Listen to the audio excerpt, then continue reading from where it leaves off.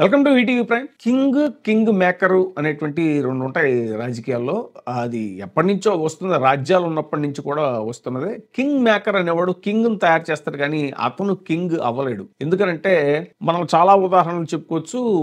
చంద్రగుప్త మౌర్యుడు, అతన్ని తయారు చేసింది చాణక్యుడు, కానీ చాణక్యుడు కింగ్ అవ్వలా, చంద్రగుప్త మౌర్యుడే కింగ్ అయ్యాడు. అలాగే తిమ్మరసు, మహామంత్రి తిమ్మరసు శ్రీకృష్ణదేవరాయలను తయారు చేసినటువంటి కింగ్ మేకర్ ఆయన, కానీ ఆయన కింగ్ అవ్వలేదు. అలాగే ద్రోణాచార్యుడు తీసుకుంటే అర్జునుడు లాంటి గొప్ప వీరుణ్ణి తయారు చేశాడు, కానీ ఆయన రాజు అవ్వలేకపోయాడు. ఇంకా మనం చెప్పుకోవాలంటే మోడర్న్ ఏజ్ లో చెప్పుకోవాలంటే కూడా ఐఏఎస్లు ఉంటారు, వాళ్ళని తయారు చేస్తారు, ఐఏఎస్ కోచింగ్ ఇస్తారు, కానీ వాళ్ళు ఐఏఎస్లు అవ్వలేరు. అలాగే క్రీడా రంగంలో తీసుకుంటే కోచ్లు ఉంటారు. కోచ్లు అంటే తర్వాత కాలంలో మంచి మంచి ప్లేయర్స్ కూడా కోచ్లు అయ్యారు, అది వేరే విషయం. కానీ బిగినింగ్ డేస్ లో ఇప్పుడు కపిల్ దేవ్ కోచ్ కానీ, సచిన్ టెండూల్కర్ కోచ్ కానీ, వాళ్ళు ఏంటంటే వాళ్ళు బెస్ట్ కోచ్లే తప్ప వాళ్ళు బెస్ట్ ప్లేయర్స్ కాలేకపోయారు. ఇలా రకరకాల ప్రతి రంగంలో కూడా కింగ్ మేకర్ అనేటువంటి వాడు కింగ్ కాలేడు. ఇప్పుడు రాజకీయాల్లో కూడా అలాగా కింగ్ మేకర్ అని అనిపించుకున్నటువంటి ప్రశాంత్ కిషోర్ ఎవరైతే ఉన్నారో ఆయన మనకి పోల్ స్ట్రాటజిస్ట్ కింద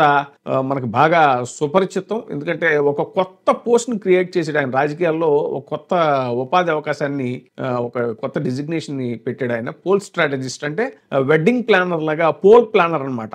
ఎలా చేయాలి, రాజకీయ పార్టీలు ఎలాంటి వ్యూహాలు రచించాలి, వ్యూహకర్త తెలుగులో చెప్పుకోవాలంటే.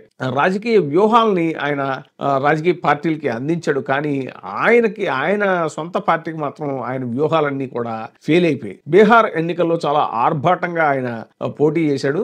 రకరకాల వీళ్ళకన్నీ వస్తాయి, వాళ్ళకన్నీ వస్తాయి. అసలు బేసికల్ గా అతను సెఫాలజిస్ట్ అంటారు. సెఫాలజిస్ట్ అంటే ఈ మన ఎవరు గెలుస్తారు, ఎవరికి ఓట్లు వస్తాయి, ఇవన్నీ చెప్పేవాళ్ళని సెఫాలజిస్టులు అంటారు. అలా స్టార్ట్ అయిన అతను పోల్ స్ట్రాటజిస్ట్ అయ్యాడు, వ్యూహకర్త అయ్యాడు. కానీ అతను పార్టీ పెట్టి ఇప్పుడు కనీసం 100 కన్నా తక్కువ సీట్లు వచ్చినటువంటి పరిస్థితి బీహార్ లో. ఆయన ఏదో ప్రతిజ్ఞలు కూడా చేశాడు. नहीं आएगा, आप चिंता मत कीजिए. जैसे भाजपा को बंगाल में 100 सीट नहीं आया और हमको संन्यास नहीं लेना पड़ा, वैसे जदयू को बिहार में 25 सीट नहीं आएगा. దాంట్లో మనకి అర్థమైపోతుంది అతను రాజకీయాలు వదిలేసిన అతని పని అతనికి ఉంది ఏంటంటే పోల్ స్ట్రాటజిస్ట్ గా. ఇది ఇప్పుడు ఇలాంటి కింగ్ మేకర్స్ లేకపోతే ఈ సలహాదారులు అనేవారు సొంతంగా రాజకీయ పార్టీలు పెట్టడం అనేటువంటిది మన తెలుగునాట కూడా జరిగింది.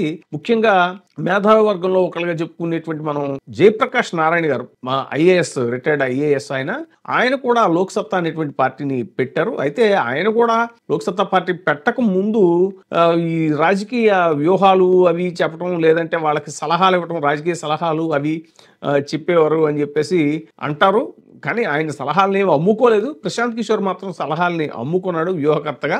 ఈ జయప్రకాష్ నారాయణ గారు కూడా కొంచెం ఏంటంటే వీళ్ళు ఈ వ్యూహకర్తలు సలహాలు ఇచ్చేవాళ్ళు, ఈ మేధావి ఇంటలెక్చువల్స్ గా పిలువబడేవాళ్ళు ఏంటంటే వాళ్ళు ఎక్కువగా ఊహించుకుంటారు, లేకపోతే వాళ్ళు ఇంకో పార్టీకి మేలు చేయటం కోసం వాళ్ళు ఏ పార్టీని అయితే వాళ్ళు మేలు చేయాలనుకున్న పార్టీకి అపోజిషన్ పార్టీ నుంచి కొన్ని ఓట్లు చేల్చడానికి ఇలాంటి వాళ్ళు ఉపయోగపడతారు. సో అలాగేంటంటే ఇప్పుడు ప్రశాంత్ కిషోర్ కూడా మరి ఇండైరెక్ట్ గా బీజేపీకి, అక్కడ బీజేపీకి ప్రతిపక్షమైనటువంటి మన ఇండియా కూటమి ఏదైతే ఉందో మహాగఠబంధన్, దాన్ని బలహీనపరచాలనుకున్నారో ఏమో, ఆ ఓట్లు చేల్చాలనుకున్నారో ఏమో, ఆయన పార్టీ పెట్టి హడావిడి చేసి మొత్తానికి ఎన్డీఏనైతే గెలిపించగలిగారు అక్కడ. ఇవన్నీ కూడా జరుగుతున్న చర్చలు. సో ఇలాంటి కింగ్ మేకర్స్ ఎవరైతే ఉన్నారో వాళ్ళు ఎప్పటికీ కింగ్ కాలేరు అనేటువంటిది మళ్ళీ ఒకసారి ప్రశాంత్ కిషోర్ ద్వారా నిరూపితమైంది. సో ఇప్పుడు కింగ్ మేకర్లు చతికిలబడ్డారు అనేటువంటి చర్చ ఒక పక్క జరుగుతుంటే, ఇది యాక్చువల్గా వైసీపీ వాళ్ళు దీన్ని మరో విధంగా ట్రోల్ చేస్తున్నారు సోషల్ మీడియాలో. ఎలాగానంటే జగన్మోహన్ రెడ్డి గారు యాక్చువల్గా ప్రశాంత్ కిషోర్ ని చాలా గౌరవించారు. ఆయన 2019లో ఆయన జగన్మోహన్ రెడ్డి గారికి వ్యూహకర్తగా పనిచేసిన విషయం తెలిసిందే. అయితే జగన్మోహన్ రెడ్డి గారి గెలుపులో ఆయన పాత్ర ఎంత ఉంది అనేటువంటిది, ఎందుకనంటే తర్వాత ఈయన చాలా మంది గెలిపించలేకపోయాడు కాబట్టి, అందుకే కింగ్ పవర్ఫుల్ అయితేనే కింగ్ మేకర్ యొక్క వ్యూహాలు, కింగ్ మేకర్ యొక్క సలహాలు పనిచేస్తాయి. కింగ్ వీక్ గా ఉన్నప్పుడు కింగ్ మేకర్ కూడా చేయగలిగింది ఏమి లేదు.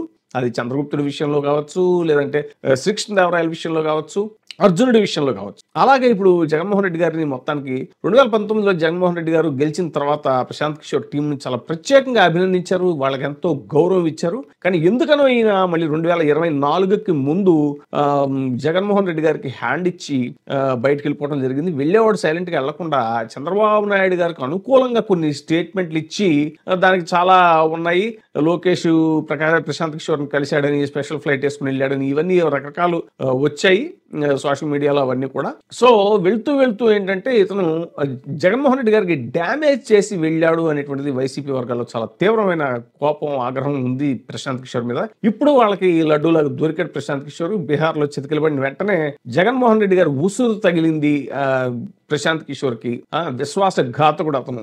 జగన్మోహన్ రెడ్డి గారు ఎంతో గౌరవిస్తే అతన్ని ద్రోహం తలపెట్టాడు జగన్మోహన్ రెడ్డి గారు 2024లో అనేటువంటిది ఇప్పుడు వైసీపీ వాళ్ళు ట్రోల్ చేస్తున్నటువంటి విషయం.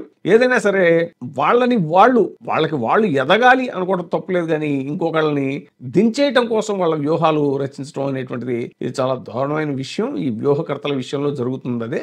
ఆఖరికి వాళ్లే ఇది పాములు పట్టేవాడు పాము కాటికే బలైపోయాడు అన్నట్టు ఇప్పుడు ప్రశాంత్ కిషోర్ యొక్క ఉదంతమే పెద్ద ఎగ్జాంపుల్ అని రాజకీయ పరిశీలకుల చర్చ.